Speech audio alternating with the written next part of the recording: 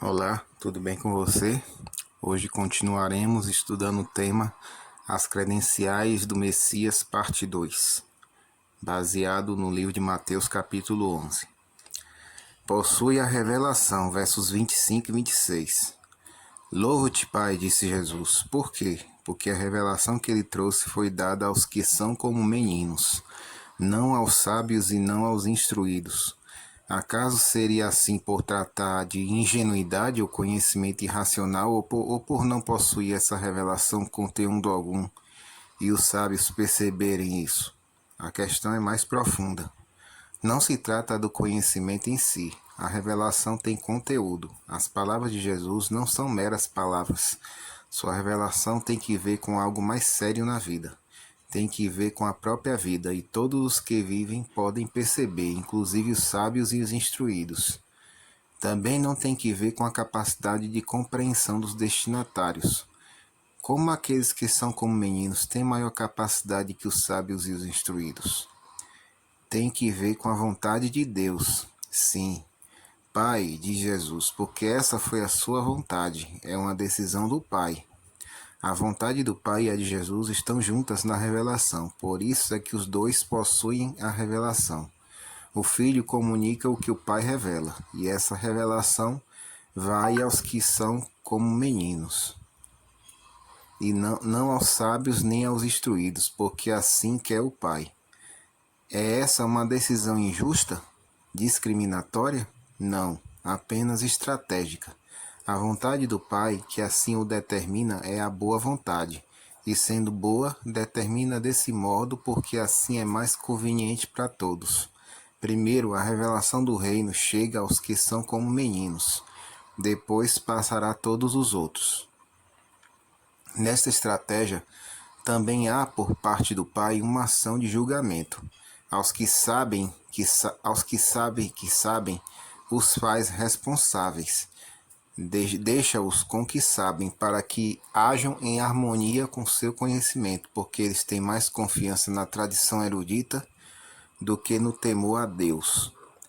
Aos que como meninos não sabem, ele ensina.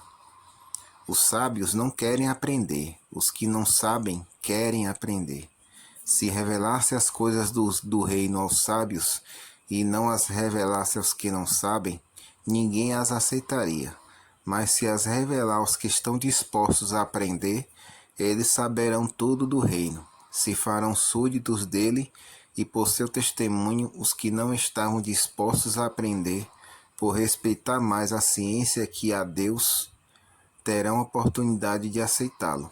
Jesus sabe o que sabe o Pai, participa de sua estratégia, realiza o mesmo julgamento, sabe distinguir entre os que aceitarão e os que rejeitarão seu reino, e é um com o Pai, ele é Deus. Verso 27, possui todas as coisas.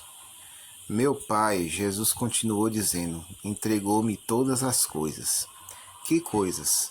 As que pertencem ao reino, à salvação. Não há outro nome debaixo do céu dado aos homens pelo qual devamos ser salvos. Atos 4, versículo 12. Tudo que diz respeito à salvação está exclusivamente em suas mãos. É superior a todos os humanos. Além disso, há uma relação única entre ele e Deus, como a relação de pai a filho. Essa linguagem é tão semelhante à linguagem de João no quarto evangelho, que esse versículo parece ser dele. Não é a expressão de Deus com respeito a Davi. Eu serei para ele pai e ele será para mim meu filho. 2 Samuel 7,14. Foi considerada messiânica e aplicada ao prometido rei vindouro, o descendente de Davi. Inserida no Antigo Testamento, estava à disposição de qualquer autor do Novo Testamento. E Mateus usa 3 vezes. Nessas 3 vezes estão em Mateus 11, 27, Mateus 24, 36 e Mateus 28, 19. Além de administrar de maneira exclusiva os assuntos do reino e da salvação, Jesus também é o único que sabe os assuntos do Pai. Ele disse o seguinte: ninguém conhece o Filho senão o Pai, e ninguém conhece o Pai senão o Filho, e aquele a quem o Filho o quiser revelar. Mateus 11, 27. A revelação do Pai está sob a administração de Jesus, graças à relação exclusiva que existe entre eles. É a relação do conhecimento. Um conhecimento que surge da experiência que um tem com o outro, do absoluto entendimento e submissão de um ao outro. Ninguém mais o tem, só eles dois. Por isso, a boa vontade do Pai, que revela os assuntos do reino, e a vontade do Filho, que revela os assuntos do Pai, são uma e a mesma coisa. Jesus tem a intimidade com Deus, correspondente ao vindouro Rei de Israel, prometido por Deus. Possui o descanso messiânico, versículos 28 até o 30. Jesus acrescentou o seguinte: Venham a mim, todos os que estão cansados e oprimidos. A multidão entendeu. Os mais piedosos sofriam sua religião formal como uma carga pesada que não lhes produzia alívio nem consolo algum.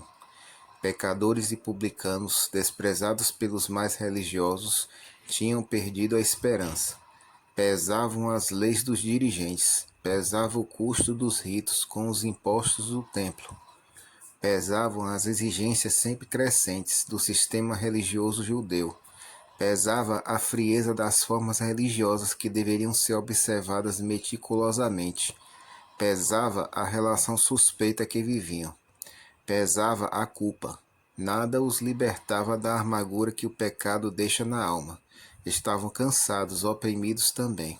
Todos, incluindo os homens de todos os tempos, como ignorar a marca deixada na alma pela transgressão e a culpa, os pecados que ocultos ficam mordendo a entranha? Como ignorar a aflição da tristeza posterior à desobediência? Jesus disse também: Eu lhes darei descanso. Tenho o descanso final, o descanso que abrange a vida, o pecado, as lutas, as sombras, a culpa e o medo. Eu sou o Messias, eu salvo e redimo. Meu jugo não é como um jugo formal que vocês carregam. É fácil, não é corriqueiro, frívolo ou fútil.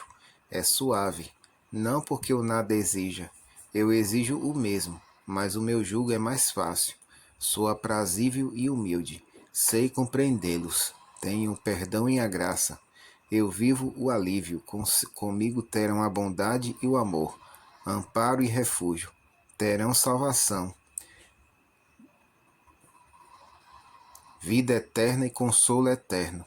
Minha justiça é a sua justiça, meu reino é de vocês, e de vocês é também o que meu Pai me deu. Revelação e milagres, conhecimento e descanso. Tudo. O que sou é de vocês, porque sou Salvador, Rei eterno que tinha de vir. Sou o Filho, e o Pai, meu Pai, me deu todas as coisas para reparti-las. Essa é a nossa reflexão de hoje. Que Deus abençoe cada um de vocês.